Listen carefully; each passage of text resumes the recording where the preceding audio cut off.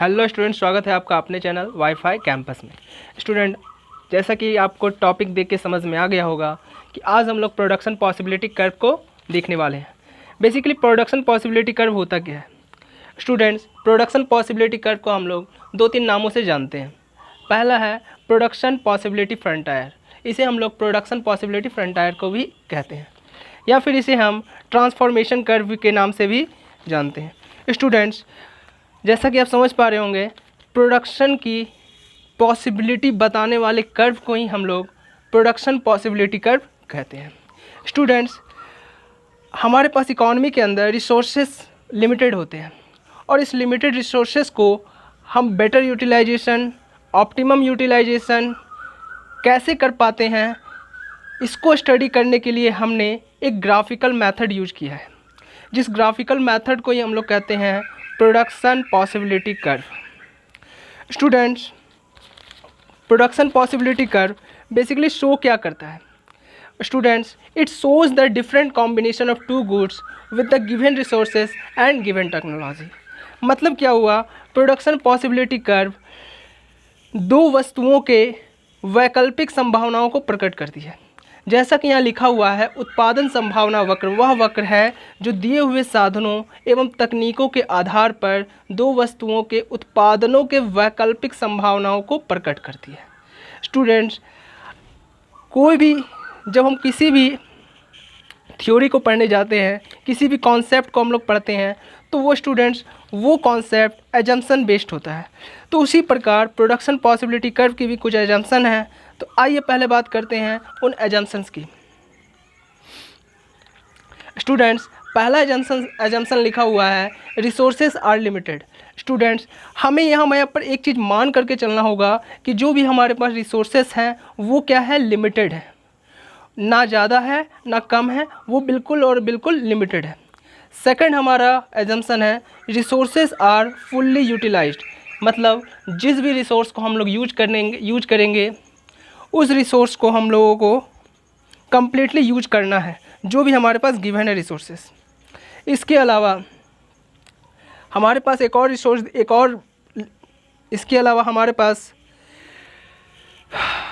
क्या लिखा हुआ है? इसके अलावा हमारे पास एक और एजम्पशन है जो कि है टेक्नोलॉजी रिमेन्स कांस्टेंट। स्टूडेंट्स, यहाँ एक थोड़ा सा रॉन्ग हो गया है, टेक्नोलॉजी का मैंने स्पेलिंग थोड़ा सा गलत लिख दिया है, यहाँ पर वाई होगा ना कि ई होगा।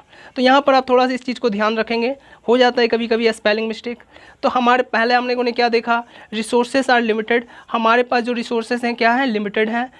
इसके अलावा हम लोगों ने देखा रिसोर्सेज आर फुल्ली यूटिलाइज्ड, यानी कि जो रिसोर्सेस हमारे पास गिवन है उसको हमको कम्प्लीटली यूज कर लेना है। थर्ड वन ही क्या है? जो हमारे पास टेक्नोलॉजी रहेगा उस टेक्नोलॉजी को हमें चेंज नहीं करना है, जो टेक्नोलॉजी गिवन है उसी टेक्नोलॉजी को यूज करते हुए प्रोडक्शन को कंप्लीट करना है। चलिए अब बात करते हैं हम लोग अपने टॉपिक की। स्टूडेंट्स, जैसे यहाँ लिखा हुआ है साधन सीमित होने पर जब कोई उत्पादक दो वस्तुओं का उत्पादन करना चाहता है तो किसी एक वस्तु के उत्पादन में वृद्धि करने के लिए दूसरे वस्तु के उत्पादन में कमी करनी पड़ती है। इसे जब रेखा चित्र के माध्यम से स्पष्ट किया जाता है तो इसी को ही हम लोग कहते हैं उत्पादन संभावना वक्र, means production possibility curve. Students, production possibility curve हमें ये बतलाता है कि हमारे पास साधन लिमिटेड हैं, हमें जिस वस्तु का प्रोडक्शन करना है वो सिर्फ और सिर्फ दो ही हो सकती है, ना उससे कम और ना उससे ज़्यादा बिल्कुल भी नहीं हो सकती है। इसलिए हमें क्या करना है? जो भी हमारे पास रिसोर्सेज गिवन है उसका हमें जो है सो कम्प्लीटली क्या करना है? यूटिलाइज करते हुए दो वस्तुओं के प्रोडक्शन को करना है। अब हम लोग बात करेंगे एक शेड्यूल की। प्रोडक्शन पॉसिबिलिटी कर्व को स्टूडेंट्स, प्रोडक्शन पॉसिबिलिटी कर्व को समझने के लिए हमें एक टेबल की सहायता से इसे समझना होगा, जो टेबल आपको यहाँ पर नज़र आ रहा होगा। स्टूडेंट्स, हम लोगों को क्या करना होगा? हम लोगों ने सबसे पहले लिया है ऑप्शन को आप लोग समझ सकते हैं, कॉम्बिनेशन से कोरिलेट कर सकते हैं। तो यहाँ पर हम लोगों ने क्या किया है? Good X good Y. Good X को आप लोग समझ सकते हैं, गुड एक्स को आप लोग समझ लीजिए कि ये जो है सो कॉटन है, और गुड वाई को जो है सो आप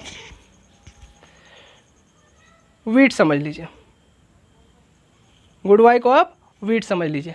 स्टूडेंट्स यहाँ पर जो है सो हम लोगों ने अभी जस्ट बात की थी कि हम लोगों को जो है सो दो वस्तुओं को ही जो है सो प्रोडक्शन करना है। तो स्टूडेंट्स यहाँ हम देख पा रहे होंगे कि जो कॉटन का जो प्रोडक्शन है वो बिल्कुल और बिल्कुल जीरो है, लेकिन हम लोग जब वीट की बात करते हैं तो उसका प्रोडक्शन कितना है, 50 यूनिट्स है। अब हम लोगों को कॉटन का अगर प्रोडक्शन को इंक्रीज करना है तो हम यहाँ देख पा रहे हैं कि गुड वाई यानी कि वीट के प्रोडक्शन को हमें डिक्रीज़ करना पड़ रहा है, जिसके कारण कॉटन का प्रोडक्शन क्या हो रहा है, इंक्रीज हो रहा है। जैसा आप यहाँ देख पा रहे हैं 0 से ये कितना हो गया, 1 हो गया। फिर हम लोग आगे बात करें उसी प्रकार अगर हमें फिर से कॉटन का प्रोडक्शन को बढ़ाना है तो उसी प्रकार से हमें जो है सो गुड वाई यानी कि वीट का प्रोडक्शन को घटाना पड़ेगा और कॉटन का प्रोडक्शन क्या हो जाएगा, वो बढ़ जाएगा। इसी प्रकार से और अगर हमें कॉटन का प्रोडक्शन को बढ़ाना है तो हमें क्या कर रहे हैं, क्या करना पड़ेगा, गुड वाई यानी कि वीट के प्रोडक्शन को घटाना पड़ेगा। इस प्रकार से ये जब गुड वाई 0 हो जाएगा तो गुड एक्स 4 हो जाता है। स्टूडेंट्स आगे बात करते हैं इसके ग्राफ की ओर। स्टूडेंट्स इसका ग्राफ एकदम सिंपल है। इस ग्राफ में आपको करना क्या है, आपको एक्स एक्सिस में लिखना है वस्तु एक्स यानी कि गुड एक्स और वाई एक्सिस में लिखना है गुड वाई। स्टूडेंट्स एक चीज़ याद रखिएगा, जो स्टूडेंट्स अक्सर गलती करते हैं कि axis X axis Y axis में क्या है नहीं है, किस चीज़ के बारे में बतलाया जाना है, उसके बारे में अक्सर स्टूडेंट्स एग्ज़ाम में गलती करते हैं। वे नहीं लिखते हैं कि एक्स एक्सिस में वो किस चीज़ को दिखला रहे हैं, किस चीज़ को शो करने की कोशिश कर रहे हैं। तो यहाँ पर आप ये गलती नहीं कीजिएगा। स्टूडेंट्स हम लोगों ने अभी जस्ट देखा कि यहाँ पर दो वस्तुओं की बात की जा रही है, इसलिए हम लोगों ने एक्स एक्सिस में वस्तु एक्स को लिया और वाई एक्सिस में वस्तु वाई को लिया। यहाँ हम लोगों ने एक ग्राफ शो किया है जो कि एक हाइपोथेटिकल ग्राफ है, जिस ग्राफ में हम लोगों ने ए बी सी डी और ई पॉइंट्स के द्वारा ये शो करने की कोशिश की है कि हम लोगों ने गुड एक्स का और गुड वाई का कितना ज़्यादा कितना प्रोडक्शन किया है। चलिए अब आगे बात करते हैं इस रेखा चित्र में जो है सो हमें क्या स्पष्ट होता है। स्टूडेंट जैसा यहाँ लिखा हुआ है, उपरोक्त रेखा चित्र से स्पष्ट है जब उत्पादक अपने सभी साधनों को वस्तु x के उत्पादन पर लगाता है तो वस्तु y का उत्पादन अधिकतम, जैसा स्टूडेंट वस्तु y का उत्पादन अधिकतम किंतु वस्तु x का उत्पादन शून्य हो जाता है। आगे बात की जा रही है